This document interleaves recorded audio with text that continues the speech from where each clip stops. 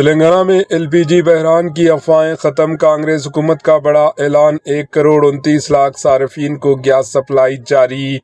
ریاست تلنگانہ کے دارالحکومت شہر حیدرآباد سے ایک اہم خبر سامنے آئی ہے، جہاں تلنگانہ کی کانگریس حکومت نے ایل پی جی گیس کی سپلائی اور اسٹاک کا تفصیلی جائزہ لیا۔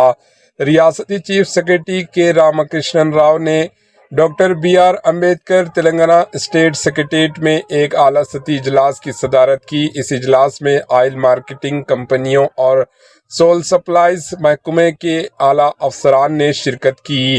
اجلاس کے دوران ریاست میں موجودہ ایل پی جی اسٹاک، سپلائی اور تقسیم کی نظام کا تفصیلی جائزہ لیا گیا۔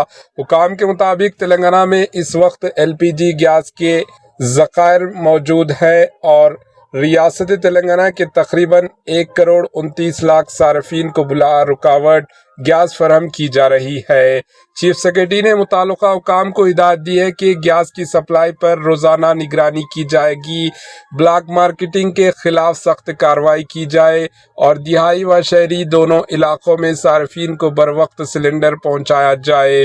حکام کے مطابق ریاست تلنگانہ میں 810 ڈسٹریبیوشن سینٹرز کے ذریعے گھریلو گیس سلنڈرز کی سپلائی جاری ہے، تاکہ کسی بھی صارف کو کسی قسم کی پریشانی کا سامنا نہ کرنا پڑے۔ Bureau report, AHN news.